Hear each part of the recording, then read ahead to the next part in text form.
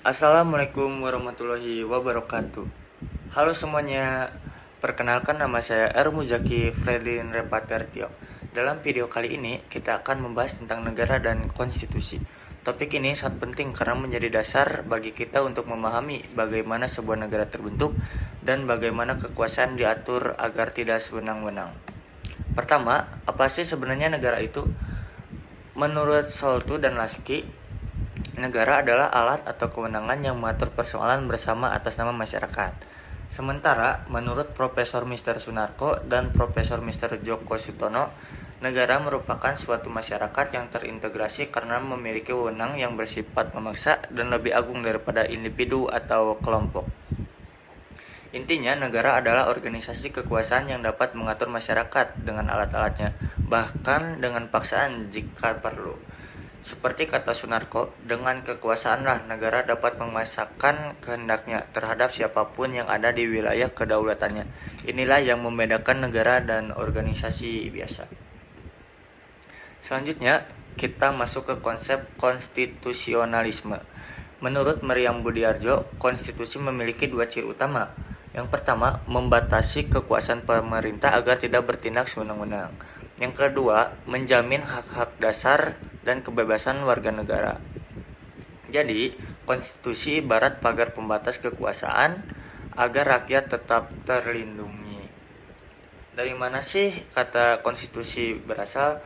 Kata konstitusi berasal dari bahasa Latin constituere, yang berarti membentuk. Konstitusi bisa diartikan sebagai aturan dasar pembentukan negara atau hukum dasar bagi penyelenggaraan pemerintahan. Menurut K.C. Wiher, konstitusi adalah keseluruhan sistem ketatanegaraan suatu negara, kumpulan peraturan yang membentuk dan mengatur pemerintahan. Kesimpulannya, konstitusi bisa tertulis seperti undang-undang dasar maupun tidak tertulis seperti kebiasaan atau konversi. Di Indonesia, konstitusi tertulis kita adalah Undang-Undang Dasar 1945.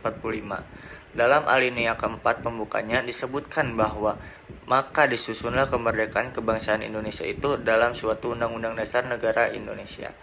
Menurut Jimli Asyidiki, tegaknya konstitusi Indonesia berdiri di atas tiga kesepakatan. Yang pertama, tujuan dan cita-cita bersama. Yang kedua, pemerintahan berdasarkan hukum dan konstitusi. Yang ketiga adalah pengaturan hubungan antara lembaga negara serta antara negara dengan warga negara.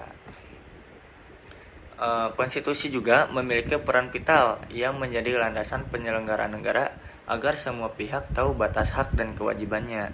Seperti yang dikatakan Lord Acton, power tends to corrupt, but absolute power corrupt absolutely. Artinya, tanpa batasan hukum, kekuasaan mudah disalahgunakan. Dan menurut Meriam Budiarjo, konstitusi mengatur kepada pembagian kekuasaan antara lembaga negara, hak asasi manusia, prosedur perubahan undang-undang dasar, dan larangan mengubah hal-hal tertentu yang bersifat fundamental. Oke, yang terakhir kita bahas bentuk pemerintahan. Dalam sistem presidensial seperti di Indonesia, presiden adalah kepala negara sekaligus kepala pemerintahan dan dipilih langsung oleh rakyat. Presiden tidak bisa membubarkan parlemen.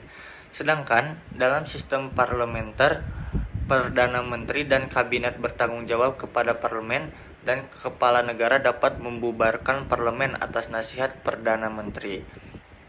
Jadi, negara adalah konstitusi, adalah dua hal yang tidak bisa dipisahkan.